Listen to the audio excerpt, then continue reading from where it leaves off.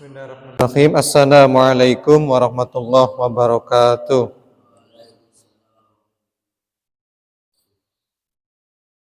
Innal hamdalillah nahmaduhu wa nasta'inu wa nastaghfiruh wa na'udzu billahi min shururi anfusina wa min sayyiati a'malina. May yahdihillahu fala mudhillalah wa may yudlil fala hadiyalah. Wa ba'du. Kita dua pertemuan tidak masuk. Soalnya kemarin saya mau masuk katanya ada kemah yang perempuan tinggal bertiga. Ya, nggak apa-apa. Insya Allah besok tambah banyak. Ya. Besok minggu, Pak. Besok minggu. Besok-besoknya lagi. Kalian ujian terakhir kapan? Tanggal 5. Tanggal 5. Berarti tanggal 6 sudah takbiran ya? Berapa kambing yang disembelih di sini? Katanya ada 1 kambing katanya.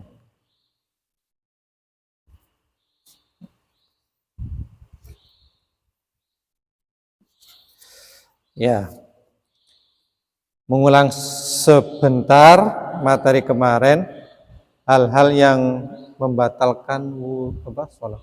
Kok saya nggak lihat Bayu? Kok pulang? Sakit? Ya? Sudah, oh ya Allah, ya kelas 3 ya.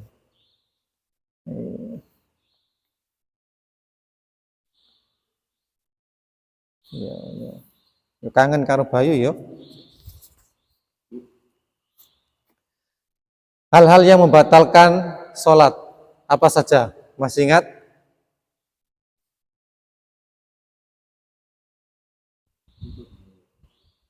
Kentut. Pokoknya hal-hal yang membatalkan wudhu itu semua membatalkan sholat ya. Ada kentut, ada pipis, ada ngenge, ada memegang kemaluan tanpa, kayak nggak mungkin ya, memegang kemaluan tanpa selembar kain, nggak mungkin. Hal-hal yang membatalkan wudhu semua membatalkan sholat. Terus selain itu, bercanda, banyak gerak, tola-tole, intinya banyak gerak yang tidak dibutuhkan. Ya. Banyak gerak yang tidak berkaitan dengan sholat. Ini. Iya. Loyo kau oleh. Banyak gerak. Lah iman sholat terus ora dadi kayak apa. Terus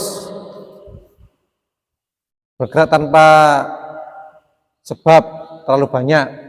Terus yang ketiga, bicara, tidak banyak bicara, walaupun hanya 1 kata, itu membatalkan sholat. Nah itu sudah batal sholatnya. Nah itu batal sholatnya. Soalnya termasuk kata. Musikun artinya bukan. Hus kan berarti mencegah, ya kan? Nah, hus berarti kan ada maknanya. Nah, itu nggak boleh.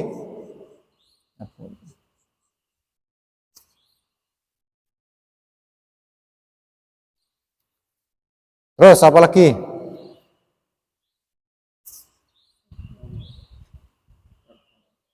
Tertawa, masuk ke kata-kata ya. Tidak boleh. Kecuali kalau ada perlunya. Yang kemarin kita ceritakan, kalau perlu mengingatkan imam yang salah, nah itu dalam batas-batas kewajaran boleh. Makan, minum sengaja. Makan, minum. Nah, itu juga membatalkan sholat.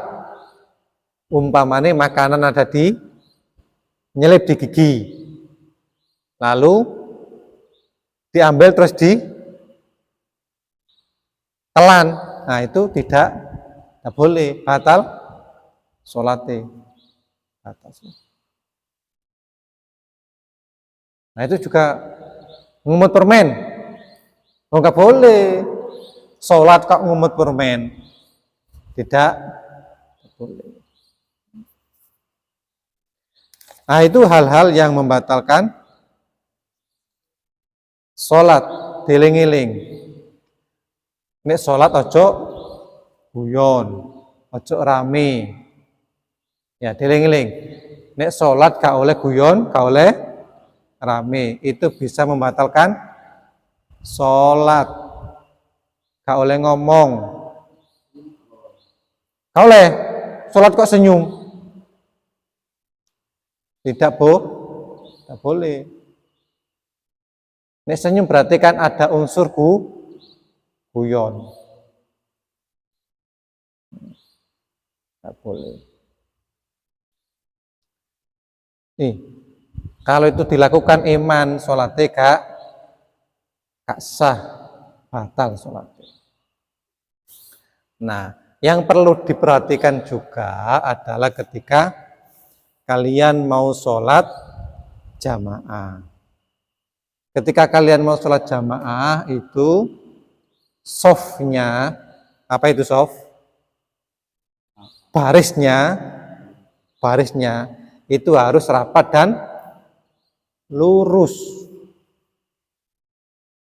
Rasulullah dawuh, luruskan sholatmu, softmu, rapatkan, karena itu adalah bagian dari kesempurnaan sholat.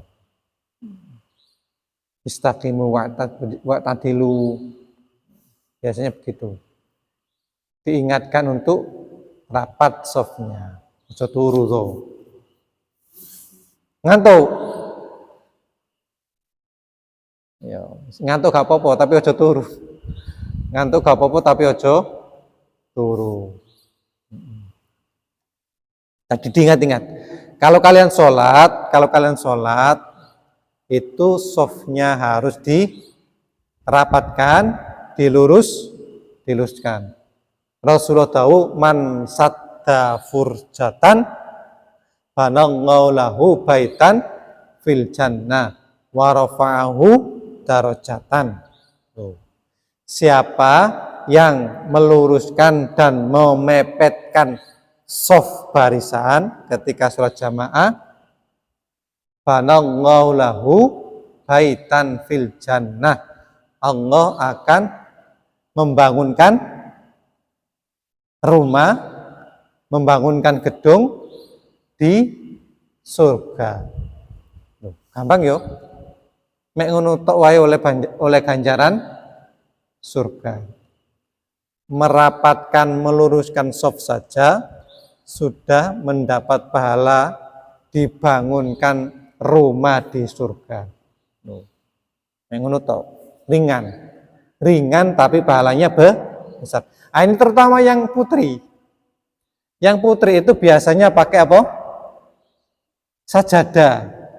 Nah, kalau pakai sajadah itu biasanya hanya berdiri di atas sajadahnya sendiri, sehingga terkesan kadang-kadang itu jarak antara satu dengan yang lain dibatasi dengan apa? Sajadah. Nah, itu jangan sampai seperti itu. Harusnya walaupun pakai sajadah tetap nempel, walaupun nyabrang dengan sajadah teman yang lain. Nah, itu dieling-eling. Rasulullah itu mengingatkan kalau softnya itu terlalu benggang, terlalu berjarak, itu Rasulullah mengingatkan orang seperti itu akan terputus dari rahmat Allah. Terputus dari rahmat Allah. Ane terputus dari rahmat Allah ya iman. Ya. Lalu yang menjadi patokan ketika sholat jamaah itu adalah imam. Jadi kalau ada imam berdiri di depan, maka orang yang di belakangnya, makmumnya itu pertama kali menempati adalah di belakang imam. Tidak boleh kemudian di depan, di sebelah kanan sana, nggak boleh. Tapi di belakang lurus imam. Kemudian kalau orang datang lagi, dua, maka tadi itu di sebelah kanannya orang yang di belakang imam. Kalau datang lagi tiga, di sebelah kirinya imam tadi itu. Nah terus begitu. Nyambung kanan kiri, kanan kiri, kanan kiri begitu. Sehingga sampai membentuk satu soft. Kalau ada soft depan masih kosong, jangan diisi soft kedua. Tidak boleh. Harus memenuhi soft yang pertama dulu. Kalau ketika sholat tengah-tengah sholat, kok ada di depannya itu soft kosong, maka yang di belakang harus maju mengisi soft yang kosong. Apa tuh? Ada usul? Jadi soft pertama harus penuh, dipenuhi dulu soft pertama. Kalau ada yang batal umpamanya, kentut umpamanya, kan otomatis dia keluar ke belakang. Nah maka soft yang di belakangnya itu harus maju menutup soft yang kosong. Nah itu begitu. Jangan sampai kemudian terbiasa soft itu berjarak. Ojo. Ya, giling-giling. Harus mepet itu ya kalau bisa ya antara kaki satu dengan kaki yang lain itu pepetan. Kalau bisa ya. Kecuali kalau orang yang sudah tua, yang kalau berdiri duduk itu kesusahan, nah itu mungkin nggak apa-apa dikasih salah sedikit untuk ruangan dia gerak. Nah, tapi kalau masih muda-muda seperti ini kan nggak ada halangan naik turunnya, berdiri, ruku, sujud kan nggak ada halangan, sehingga harus mepet. Kemudian yang perlu diperhatikan lagi, ketika kalian mau sholat, sudah qomat, ketika kalian mau masuk ke masjid, tidak boleh lari-lari. Harus tenang. Harus tenang. Gak boleh kesusu, gak boleh lari-lari. Idza sami'tum al-iqamah, Rasulullah tahu, jika kalian sudah mendengarkan qomat, famsu ila sholah, maka bergegaslah kalian untuk sholat.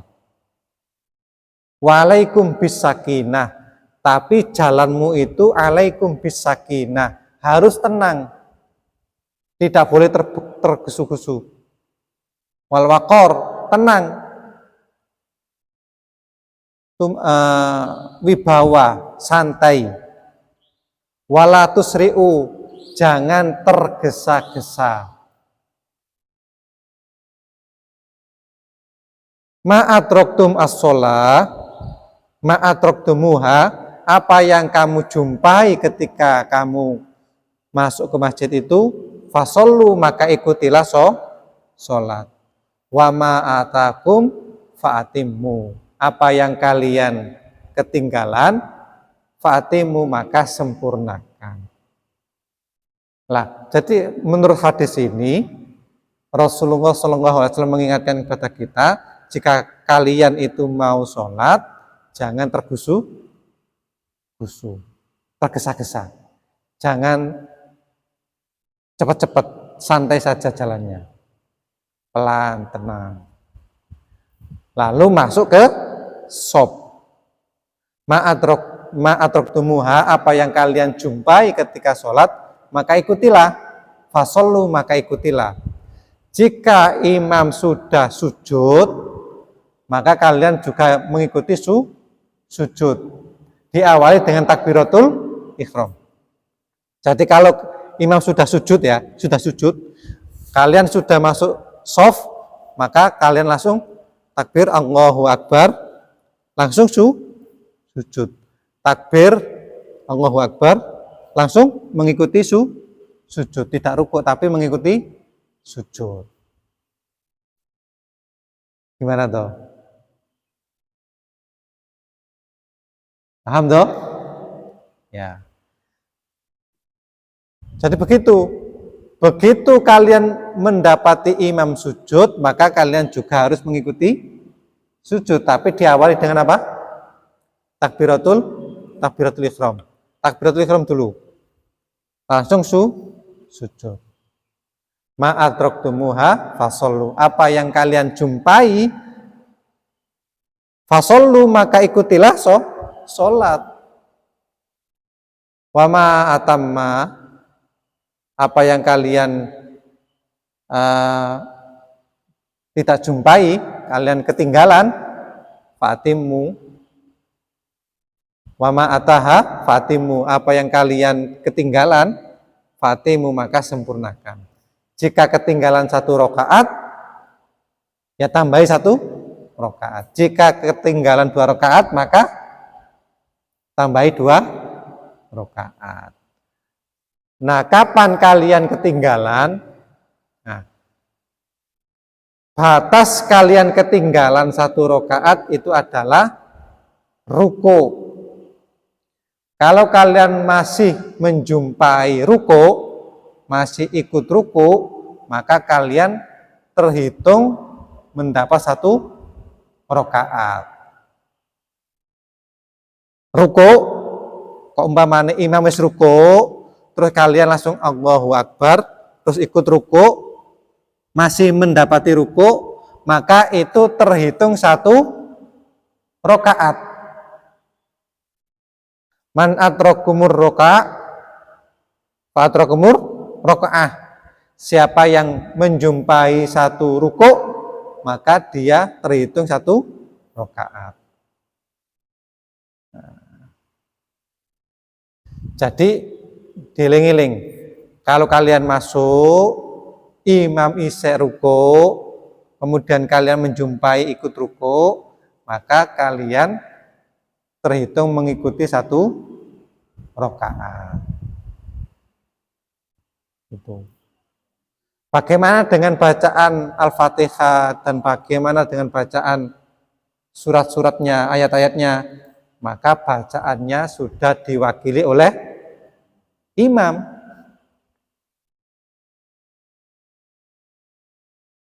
Sudah diwakili imam. Itu.